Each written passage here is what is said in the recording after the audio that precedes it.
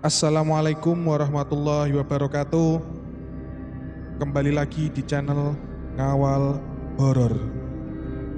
Untuk kisah kali ini ada sebuah cerita yang diambil dari tulisannya akun Twitter @bristory. Dan untuk kisah yang akan saya bawakan kali ini yaitu sebuah kisah yang berjudul Terjebak di Angkot Hantu Jatinangor.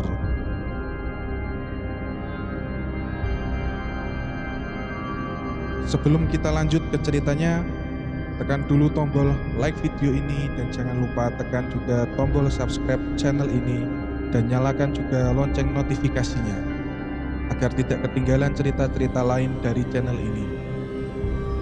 Dan bagi teman-teman yang ingin membaca langsung ceritanya, nanti silakan saja kunjungi link yang saya sertakan di kolom deskripsi.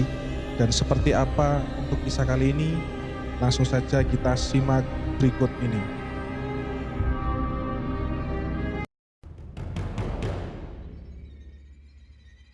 Perjalanan malam seringkali membuahkan kisah seram, seperti yang pernah dialami oleh salah satu teman kita, Rizky. Ketika dia menggunakan angkot untuk kembali ke tempat kosnya di Jatinangor pada suatu tengah malam. Simak kisahnya di sini. Aku Rizky, mahasiswa angkatan 2005 salah satu kampus di Jatinangor, Jawa Barat. Yang akan aku ceritakan kali ini adalah peristiwa yang aku alami sendiri pada tahun 2006. Begini ceritanya. Seperti mahasiswa lain yang berasal dari luar daerah di mana letak kampus berada, aku yang berasal dari Sukabumi harus ngekos juga. Tempat kosku nggak terlalu jauh dari kampus. Masih bisa dijangkau dengan jalan kaki untuk pulang pergi kuliah. Dan sama juga dengan sebagian besar anak kos lainnya, aku juga mengandalkan transportasi umum kalau harus ke tujuan agak jauh. Salah satunya angkot.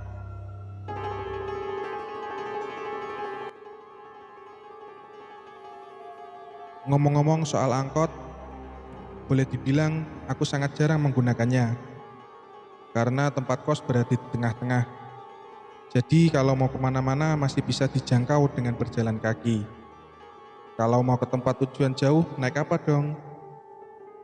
Nah, kalau melihat letak di mana Jatinangor berada, yaitu di antara kota Bandung dan Sumedang. Aku dan teman-teman kalau memang ingin berpergian cari hiburan ke kota besar, akan lebih memilih ke Bandung. Untuk menuju Bandung, kami akan menggunakan bis Damri sebagai alat transportasi.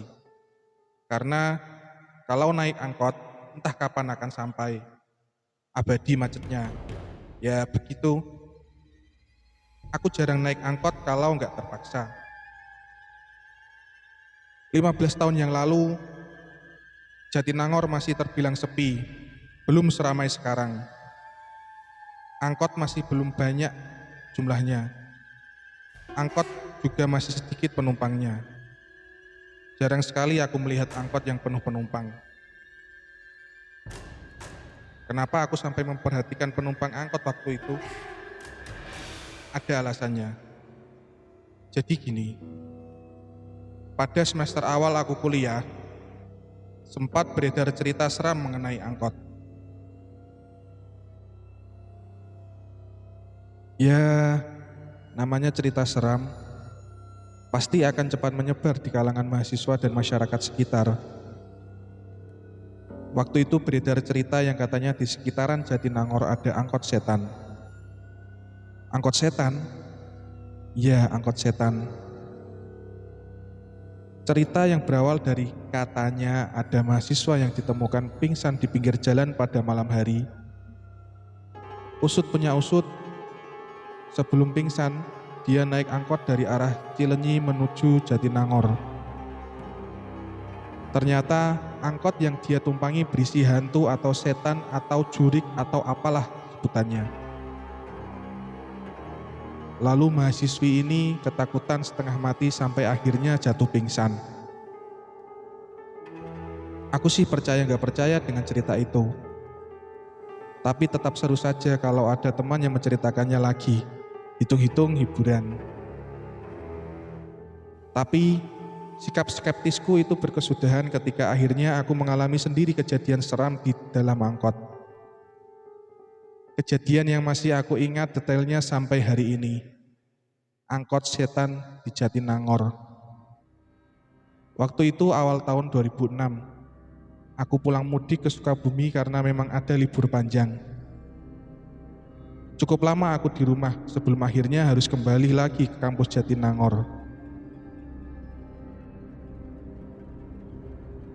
Mungkin sama dengan mahasiswa lain, ketika awal-awal kuliah, aku masih sangat merindukan rumah.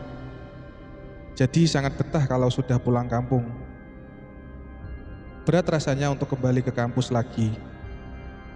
Waktu itu juga sama. Malas sekali rasanya untuk balik ke Jatinangor.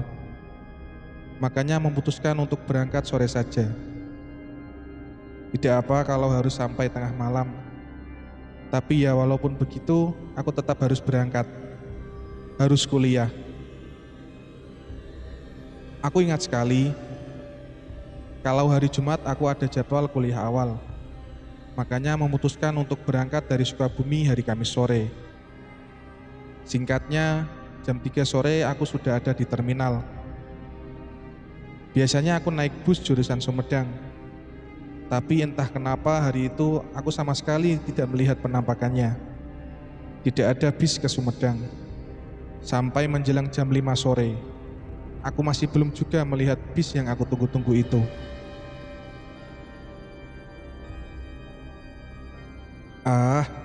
Daripada sampainya tengah malam, naik bis Garut aja ah. Begitu pikirku dalam hati. Ya sudah, karena sudah jam 5 lewat, akhirnya aku naik bis arah ke Garut. Nantinya aku akan turun di ujung tol Cileunyi. Dari situ aku akan naik ojek ke tempat kos. Atau kalau masih ada, aku akan naik angkot. Begitulah rencananya. Kamis itu cuaca Sukabumi gerimis seharian. Mendung sudah pasti jadi kepastian. Aku pikir hanya di Sukabumi saja yang seperti itu. Tapi ternyata tidak. Sepanjang jalan hujan tak berkesudahan. Dengan intensitas ringan sedang.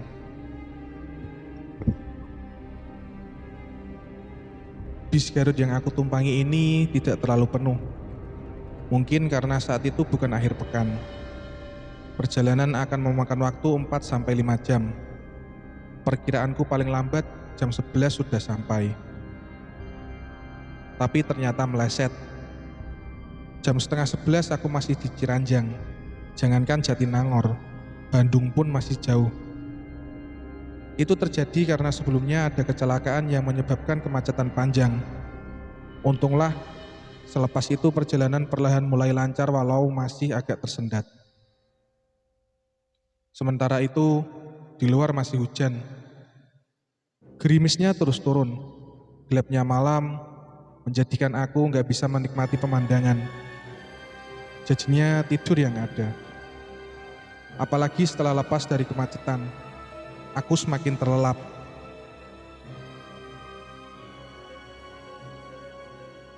Aku kaget lalu terbangun, mendengar teriakan keras kondektur kalau bis sebentar lagi akan sampai di ujung jalan tol Cileunyi. Melihat jam tangan, ternyata sudah jam 1 lewat sedikit. Lama amat perjalanan, masa sampai Cileunyi jam 1? Aku terheran-heran setelah nyawa sudah terkumpul semua. Ya sudah, aku lalu bersiap-siap untuk turun.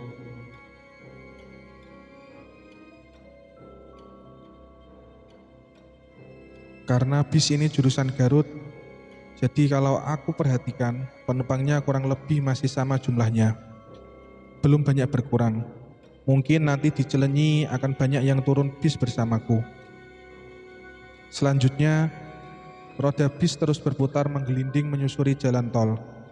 Kecepatannya berkurang perlahan karena nggak jauh di depan sudah terlihat gerbang tol terakhir. Oh iya, ternyata hujannya rata.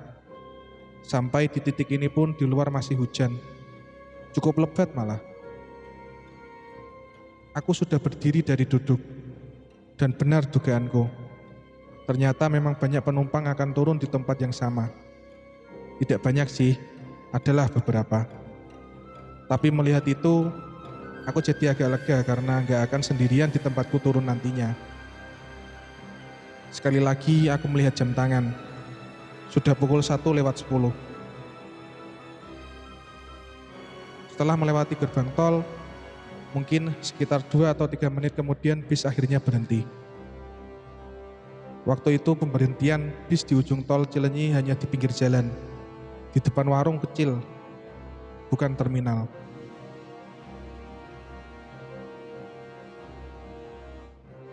Dalam keadaan hujan deras, aku akhirnya turun dari bis, bersama dengan beberapa penumpang lain. Kami berlarian menuju arah berbeda, menghindari hujan deras supaya nggak basah kuyup. Aku bersama 2 orang penumpang lain kemudian berteduh di depan warung kecil pinggir jalan yang sudah tutup. Sementara itu, bis yang aku tumpangi melanjutkan lagi perjalanannya. Beberapa menit lamanya kami berdiri berteduh, sampai akhirnya gak lama kemudian ada 2 motor ojek datang mendekat. Aku yang masih berharap masih akan ada angkot, dan melihat hujan juga semakin deras, tidak terlalu bersemangat melihat 2 ojek itu. Lalu membiarkan 2 orang yang bersamaku untuk pergi naik 2 ojek, meninggalkan aku sendirian. Iya, akhirnya aku sendirian, karena memilih tetap berdiri berteduh di depan warung gelap dengan masih berharap ada angkot yang akan lewat.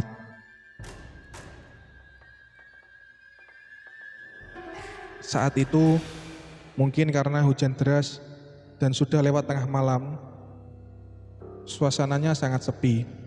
Kendaraan yang lewat melintas hanya sesekali. Begitu terus selama beberapa menit ke depan. Lalu, entah hanya perasaan saja atau gimana, tapi aku merasa kalau tiba-tiba suasana semakin sepi dan hening. Mengesampingkan suara hujan, sama sekali tidak ada pergerakan atau suara lainnya. Berdiri di bawah atap warung, bukannya aku jadi kering tanpa terkena air hujan, tapi tubuh tetap basah terkena cipratannya. Menit berikutnya, suasana jadi tambah seru. Ketika angin mulai bertiup kencang, membuat air hujan jadi lebih sering lagi mampir di badan. Aku jadi menyesal, kenapa tadi tidak naik ojek saja, malah memilih terus tabah menunggu angkot. Yang harusnya aku sadar kalau saat itu hampir mustahil akan ada angkot yang lewat. Entah apa yang ada di pikiranku saat itu.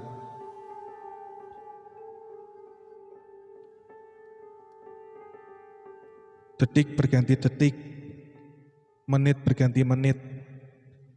Aku belum juga melihat ada kendaraan lewat. Sepi, kosong. Tapi ketika mulai meratapi nasib, akhirnya aku melihat di kejauhan ada kendaraan yang muncul mendekat. Kilatan cahaya lampu yang tidak terlalu terang seperti berjuang mati-matian menembus gelap dan derasnya air hujan. Aku yakin itu lampu mobil kecil kalau melihat dari bentuknya. Terus aku perhatikan lampu mobil berjalan ke arahku, mendekat dan semakin mendekat.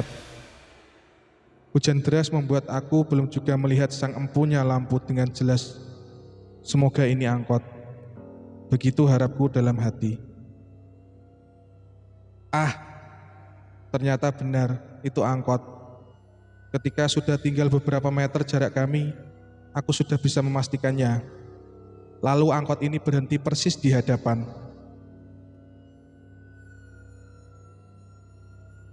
"Kampus 4, Pak," tanyaku kepada supirnya. Pak supir mengangguk. Lalu aku masuk ke dalam angkot. Walaupun kursi depan kosong, tapi aku memilih untuk duduk di belakang. Entah apa alasannya waktu itu. Setelah sudah di dalam, Aku akhirnya tahu kalau angkot ini dalam keadaan kosong. Penumpangnya hanya aku seorang. Karena itulah, aku memilih untuk duduk di dekat pintu. Tidak apalah terkena air hujan. Toh sudah nyaris basah kuyup sejak dari warung tadi.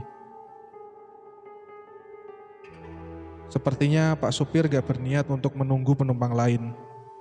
Setelah aku naik, dia lalu menjalankan mobilnya walaupun perlahan. Dalam derasnya hujan, kami menembus malam, menyusuri jalan yang masih saja sepi. Sama sekali tidak ada kendaraan.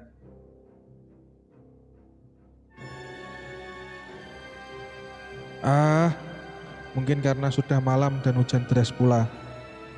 Begitu pikirku dalam hati ketika melihat itu semua. Melihat kalau sama sekali gak ada kendaraan lain di jalan raya kecuali angkot yang sudah aku tumpangi ini. Aneh sih, tapi ya sudahlah. Ada satu keanehan lagi. Aku merasakan kalau angkot berjalan sangat-sangat pelan. Tapi itu terjadi mungkin karena angkot dalam keadaan kosong. Jadi Pak supir berjalan pelan supaya dapat penumpang nanti di depan. Mungkin begitu. Sementara di luar, hujan masih turun dengan derasnya. Aku terus saja melihat ke depan, memperhatikan jalan. Di kejauhan, aku sudah melihat ada lampu lalu lintas atau lampu merah, atau stopan kalau kata orang Bandung. Kalau sudah sampai di lampu merah ini, kami akan berbelok ke kanan menuju kampus di tempat kosku berada. Tapi sekitar 200 meter sebelum lampu merah, angkot tiba-tiba berhenti, seperti sedang akan menaikkan penumpang. Nah, ketika angkot berhenti, aku menggeser sedikit posisi duduk untuk memberikan jalan kepada penumpang yang akan naik. Tapi ternyata tidak ada orang, tidak ada penumpang yang masuk. Gak ada yang naik, Pak, gak ada orang. Begitu aku bilang ke Pak supir. Setelah celingak-celinguk memperhatikan sekitar, lalu Pak supir menjawab pendek, "Ayah," begitu katanya, sambil terus melihat ke depan, tidak menoleh ke arahku. Mana penumpangnya sih? Orang gak ada juga, sungutku dalam hati. Setelah berhenti sebentar, angkot kemudian berjalan lagi, berjalan pelan. Aku yang masih kebingungan kembali melihat ke depan, memperhatikan jalan. Tapi belum juga sampai lampu merah, lagi-lagi angkot berhenti. Sama seperti sebelumnya. Angkot seperti sedang mau menaikkan penumpang. Padahal tidak ada orang sama sekali. Sepi. Sekali lagi aku bilang ke Pak sopir, "Tidak ada orang, Pak. Kosong." Pak sopir sambil terus menatap ke depan, lagi-lagi menjawab, "Ayah," yang artinya ada. Aku semakin bingung. Mana penumpangnya sih? Sama. Lalu angkot kembali berjalan. Bedanya kali ini jalannya lebih cepat. Tidak pelan seperti sebelumnya. Karena angkot sudah berjalan cukup cepat, aku yang tadinya duduk sangat dekat dengan pintu dan menghadap ke depan, jadi bergeser sedikit ke dalam. Membuat aku jadi menghadap ke samping, bukan ke depan lagi. Paham ya?